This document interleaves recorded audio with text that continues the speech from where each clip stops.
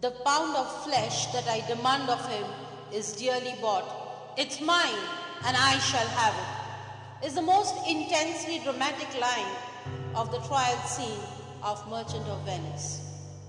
The rich Venetian merchant, Antonio, is completely helpless due to his inability to pay his debts of 3,000 ducats to his arch enemy Shylock, and stands before mercy at the court of law. Shylock, the heartless villain, is bent upon exacting his penalty in the form of a pound of flesh, but the cruel villain does not relent in the least, and even refuse 3 times the money due to him. Portia, the clever heiress of Belmont, who comes in disguise in place of Bellerio, tries to persuade Shylock to show mercy. Portia outwits Shylock and turns the table on Shylock, and he falls into his own trap of malice which he had laid for Antonio. But unlike Shylock, Antonio shows his mercy in the end, and thus Shylock departs the court utterly humiliated and totally devastated. Thus, right is justified in the fullest measure, and intellect defeats the evil intentions. We present before you the highly popular trial scene of Merchant of Venice.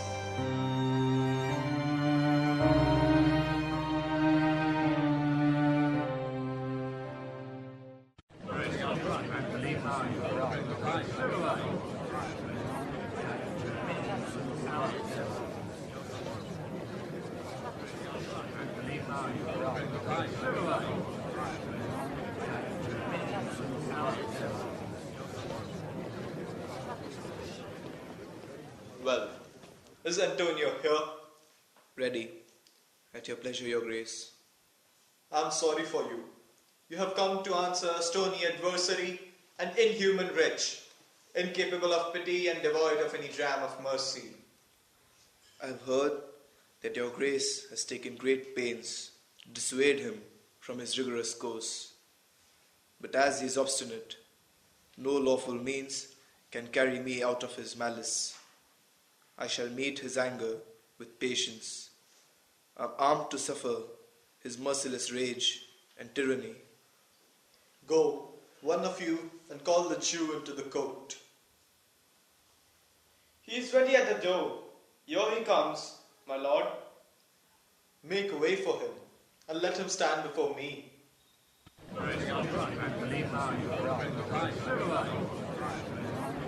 Shylock, everyone thinks, and I think so too, that you intend to keep on this revengeful act till the last minute. And then it's thought you will suddenly show your mercy and remorse even more strikingly than you have shown your strange cruelty.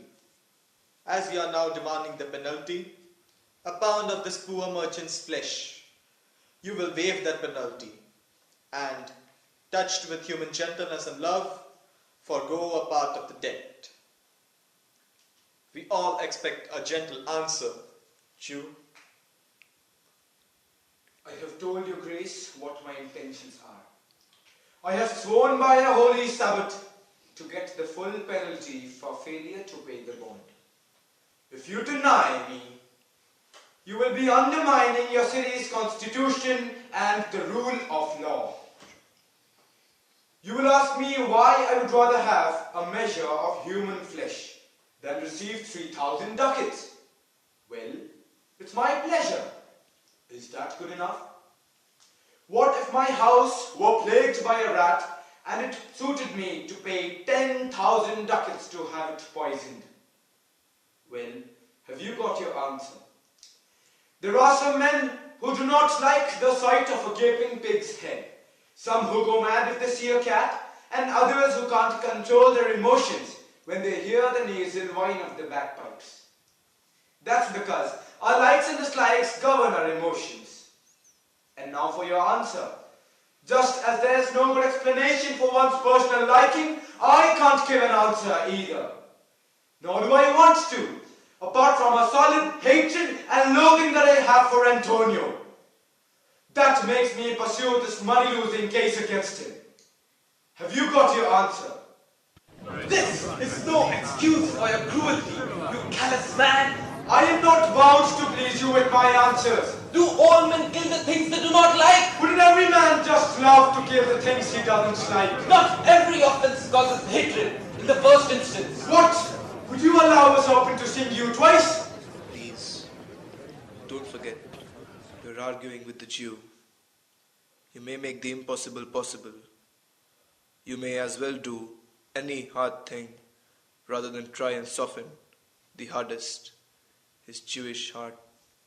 So I beg you not to try anything else or use any further means, but let me have the judgment and the Jew his will as soon as possible.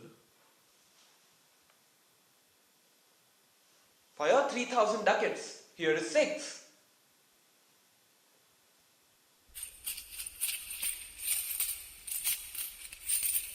If every ducat in that 6,000 ducats were in 6 parts and each part a ducat, I would still not accept the offer.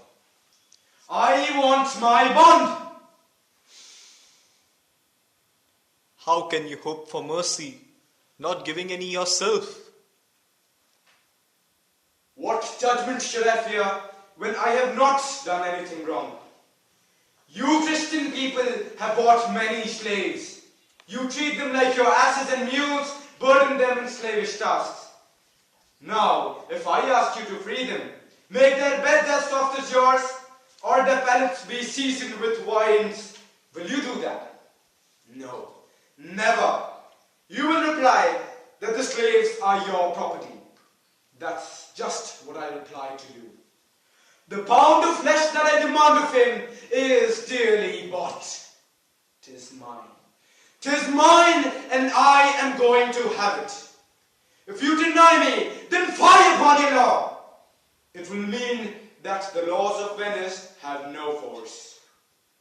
I stand for justice. Answer, will I have it? Silence. Upon my father, I may dismiss this court, but I have sent for Dr. Bellario, a learned lawyer, to resolve this case. He's due here today. My lord, there is a messenger waiting outside, just arrived from Padua, with letters from the doctor. Bring me the letters. Call the messenger in. Cheer up, Antonio. Be brave. I shall have the Jew all my blood, flesh and bones before letting you lose one drop of blood for me. I am the runt of the flock. I am the most vulnerable. The weakest fruit drops earliest to the ground, and so will I. The best thing you can do, Bassanio, is stay alive and write my epitaph. Have you come from Padua? From Bellario? From both, my lord. Bellario sends his compliments to your grace. Why are you sharpening your knife so earnestly? To cut the forfeiture from that bankrupt there. It's not on your sole of your shoe, but on the mortal soul that you're sharpening your knife, cruel Jew. No metal, not even the hangman's axe is half as sharp as your envy. Can no prayers move you? No, none that you're intelligent enough to make. Oh, rot in hell, you heartless dog! Justice is the culprit for allowing you to live. Your motives are wolfish, bloody, mean and ravenous. You're only hurting your lungs with that shout. Do something about your brains, young man, or they fall apart in ruins. I am standing firm on the law. This letter from Bellario recommends a young and learned lawyer to the court. Where is he? He's waiting nearby to know your answer, to hear whether you'll admit him or not. With all my heart. 3 or 4 of you go and escort him here with all due courtesy. In the meantime, the court shall hear Bellario's letter. Your grace should know that at the time receiving your letter, I was very sick. But it so happened that when your messenger arrived, a young lawyer from Rome was visiting me. His name is Balthazar. I told him about the dispute between the Jew and the merchant, Antonio. We consulted several books together. He knows my opinion, improved by his own learning, which I cannot praise enough. He brings that with him as he takes my place at my request. I beg you not to judge him incapable on account of his youth, because I never knew such an old head on so young a body. I hope you will accept him. His performance will commend him more than my words can. You hear what the learned Bellario writes, and here, I take it, is the doctor himself. You have come from old Bellario? I have, my lord. You are welcome. Take your place. Thank you, your lord. Are you acquainted with the dispute that occupies this court today? I am fully briefed on the case. Which is the merchant and which the Jew? Antonio and old Shylock, both come forward. Is your name Shylock? Shylock is my name.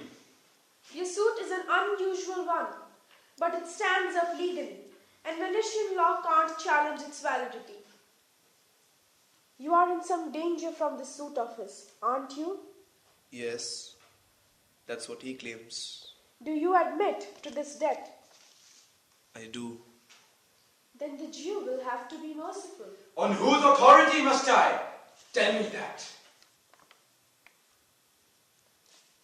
Mercy is a blessing that should come freely. It is an attribute of God Himself. Earthly power most closely resembles God's power when justice is guided by mercy. Therefore, Jew, although justice is your aim, think about this. None of us would be saved if we depended on justice alone. We pray for mercy, and in seeking it ourselves, we learn to be merciful. I have spoken about this to soften the justice of your plea. If you insist on pure justice, however, then this serious Venetian court has no alternative other than to pronounce sentence against the merchant there. I'll take the responsibility for my deeds. I'm insisting on the law. That's the penalty and forfeit of my bond. Is he unable to pay you the money?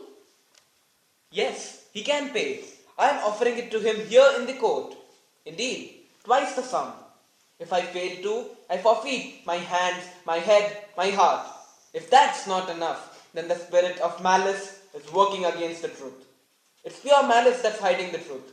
I beg of you, use your authority to bend the law. Do a small wrong to bring about a great right and prevent this cruel devil from having his way. It can't be done. There's no power in Venice that can alter an established law. It would create a precedent and will give rise to many other irregularities in the court. It's impossible. Ha! A Daniel come to judgment. Yes, a Daniel. Oh, wise young judge, how I honor you. Please, let me see the bond. Here it is, most reverend doctor. Here it is. Shylock, there's 3 times the money offered. My oath, my oath. I have sworn an oath before heaven. Do you want me to burden my soul with oath breaking? No, not for the whole of Venice. This bond is valid. Accordingly, the Jew may lawfully claim a pound of flesh to be cut by him nearest the merchant's heart. Be merciful. Take 3 times the money. Tell me to tear the bond up. When it's paid according to its terms. You appear to be a good judge. You know the law. Your interpretation has been very sound. In the name of law, of which you are a well-deserving pillar, I ask you to proceed to judgment. I swear by my soul, no man has the power of speech enough to make me change my mind. I stand by the legality of my bond. I heartily wish the court to give its judgment. Well then, this is it. You must prepare your breast for his knife. O noble judge! O excellent young man! The intention and purpose of the law is to honor the penalty, which according to this bond seems due. That's very true. O wise and upright judge! How much more experienced you are than you look. Therefore, uncover your breast. Yes, his breasts. That's what the bond says, doesn't it, noble judge? Nearest his heart. Those are the very words. That's so. Are there scales here to weigh the flesh? I have them here. Have a doctor standing by Shylock at your expense to stop his wounds in case he bleeds to death. Does it say that in the bond? It is not detailed, but what of that? You'd naturally do that out of charity. I can't find it. It's not in the bond. You, merchant, have you anything to say? Very little. I'm fortified and mentally prepared. Give me your hand, Bassanio. Farewell. Don't grieve that I have fallen to this state for your sake. Remember me to your dear wife. Tell her the story of Antonio's death. Tell her how much I loved you. Speak well of me. And when the tale has been told, ask her to judge whether Bassanio was once dearly loved. Regret only that you will lose your friend, while he doesn't regret that he paid your debt. If the Jew cuts deeply enough, I'll pay it immediately with all my heart. Antonio, I am married to a woman who's as dear to me as life itself. But I don't value life, my wife, and all the world more than I do your life. I would give them all, yes, sacrifice them all, right here and now, to this devil, to save you. Your wife wouldn't thank you much for that if she were here to hear you make that offer. Oh, this is taking too long. Please proceed to judgment. I have a wife whom I swear I love. I wish she were in heaven so she could plead with some higher power to change this currish Jew's mind. It's a good thing you're offering that behind her back. Otherwise, you would have an unsettled household. We are wasting time. The sentence, please. A pound of that merchant's flesh is yours. The court awards it, and the law allows it. Most rightful judge. And you must cut this flesh from his breast. The law allows it, and the court awards it. Most learned judge, a sentence. Come, prepare. One moment! There is something else. This bond does not allow you a drop of blood.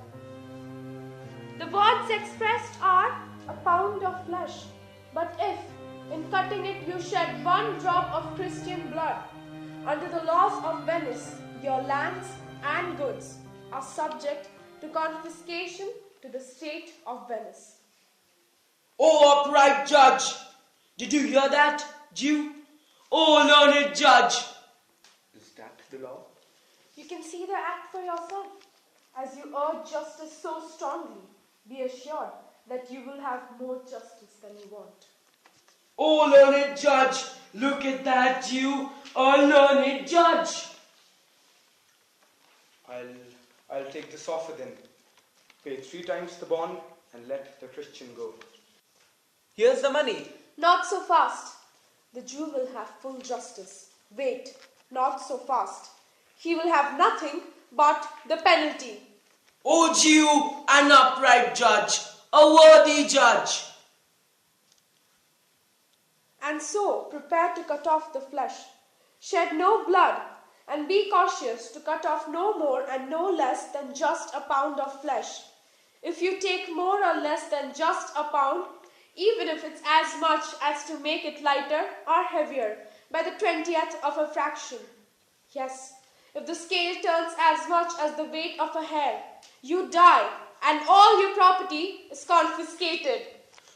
Second Daniel, Daniel, Jew, ha! infidel, I've got you squirming. Why is the Jew hesitating? Take your poppet. Give me my capital and let me go. I have it ready. Here it is. He has refused it in open court. He will have only justice according to his contract. I see again, a Daniel, a second Daniel. Thank you, Jew, for teaching me that word. Am I not to have at least my capital? You'll have nothing but the penalty to be taken at your peril, Jew. Well then, may the devil give him the benefit of it. I won't stay and argue this any longer. Wait, Jew. The law has another hold over you.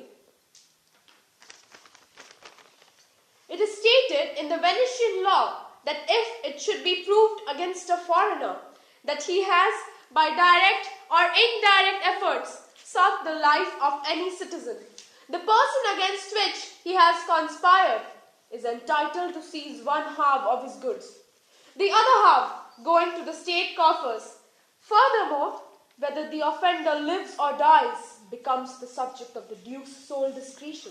I say that you fit into that category.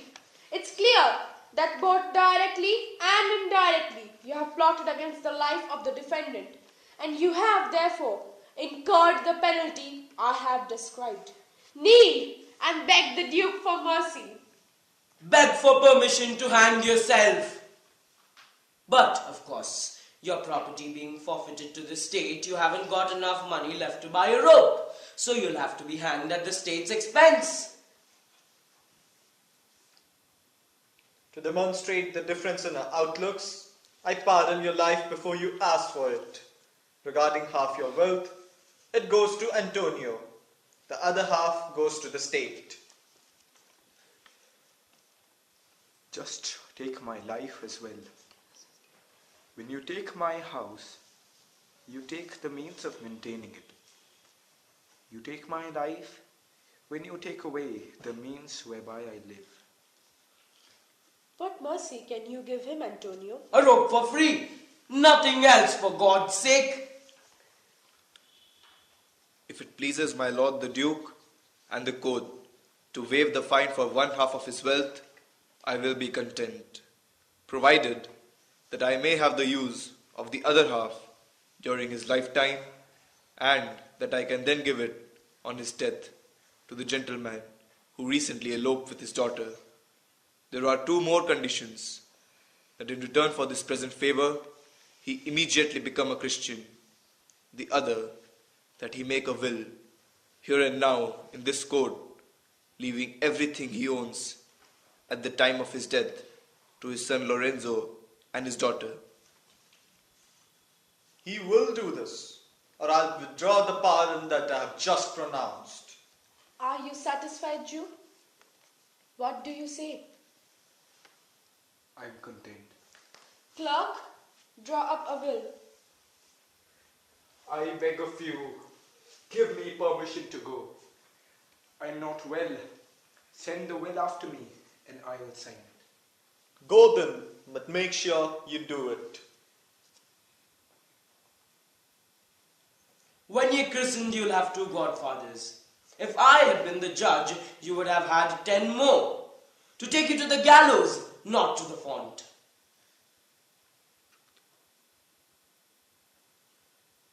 The court is adjourned. A Pound of Flesh is a presentation by the students of Stewart School, Cuttack. The enactment is scripted and directed by Mrs. Shushmita Das. Voiceover: Divyam Dipankar Dhal as Shylock, Bhaivav Ganatra as Bassanio, Raghav Chaudhary as Antonio, and Kripali Mishra as Portia.